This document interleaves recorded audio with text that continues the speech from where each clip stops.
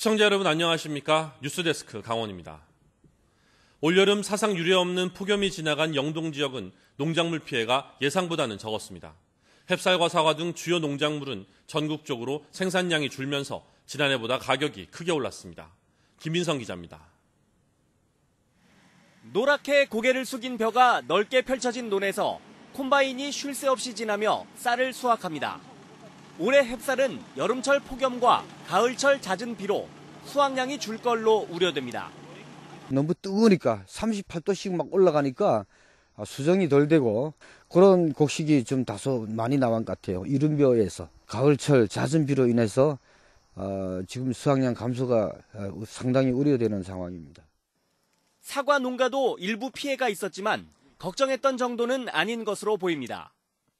기온이 높아가지고 빈 형상이 좀 많이 나왔지만은 그래도 우리 해안가 영동 지방은 다른 지역보다는 그래도 좀 피해가 좀 덜하지 않았나.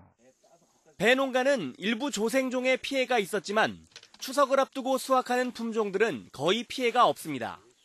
폭염으로 피해를 본 것은 이른 품종의 배가 좀 알이 좀 작아서 수확량이 좀 줄었고, 나머지 지금 원앙이 이제 추석 시기에 적당하게 올해 잘 맞은 것 같고.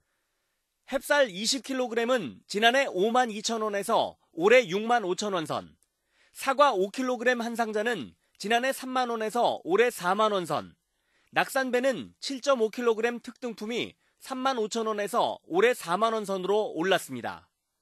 영동 지역의 농작물 폭염 피해는 걱정했던 것보단 적었지만 전국적으로 수확량이 줄면서 가격이 올라 소비자들의 부담은 늘게 됐습니다.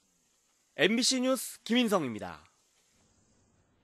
기후변화의 영향으로 미세먼지 농도가 지금보다 더 악화될 것이라는 전망이 나오고 있습니다.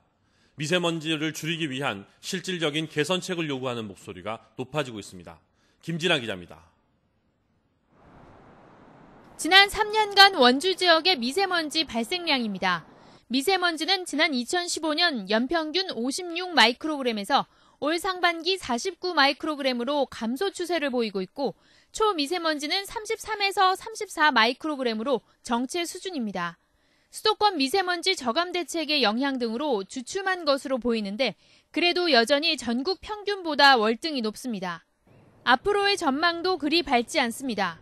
기후변화로 인한 기온 상승으로 2차 미세먼지 생성이 늘고 비가 오지 않는 무강우 일수 증가와 영동 지역의 화력발전소 건설, 수도권 미세먼지 증가가 악화 요인으로 꼽힙니다. 이 기후변화로 인해서 기온 상승이 미세먼지를 2차적으로 생성을 높게 하고 또한 이 무강우 일수가 증가함에 따라서 미세먼지가 쉽게 내려가는 효과가 저감될 것으로 생각이 됩니다. 이 때문에 미세먼지 저감 대책에 대한 도민들의 관심은 날로 높아지고 있습니다. 올봄 홍보 위주로 발표됐던 강원도의 저감 대책을 비판하며 새로운 정책 제안을 쏟아냈습니다. 이 문제에 대한 예상 시뮬레이션 가동이 되는지 묻고 싶고요. 미세먼지 특별위원회를 신설해서 회의를 고치지 말고 실질적 정책에 반영될 수 있는 그런 자리를 좀 마련해 주셨으면 하는 제안을 하고 싶고요. 지속 가능한 미세먼지 저감 정책을 요구합니다. 이를 통해 장거리 이동이 어려운 영유아를 포함한 노약자들이 산속에서 피난시설로 녹지에 접근할 수 있어야 합니다. 강원도는 토론회와 아이디어 공모를 통해 나온 도민들의 의견을 정책에 반영하기로 했습니다. 이와 함께 도내 미세먼지 사업장 배출량의 45%를 차지하는 발전소와 시멘트사 9곳과 다음 달 자발적 감축 협약을 체결한다고 밝혔습니다. MBC 뉴스 김진아입니다. 2018 국제 드론주 스포츠 챔피언십이 오늘부터 내일까지 영월 스포츠파크 실내체육관 일원에서 열립니다. 이번 대회는 14개 나라 16개 단체 48명의 드론 레이싱 국가대표가 참가해 경쟁을 벌이며 국가대표전과 클럽 대항전으로 구성되고 시범 경기로 장애물 코스 기록 경기도 펼쳐집니다. 특히 이번 대회는 전 세계에 온라인으로 생중계됩니다. 이에 앞서 어제는 국제 드론 스포츠 연합 창립총회가 열렸고 앞으로 경기 표준화와 정식 스포츠 종목 인정 등을 추진하게 됩니다. 양양에서 열리고 있는 제26회 강원도민 생활체육대회가 이틀째에 접어들면서 대회 분위기가 고조되고 있습니다.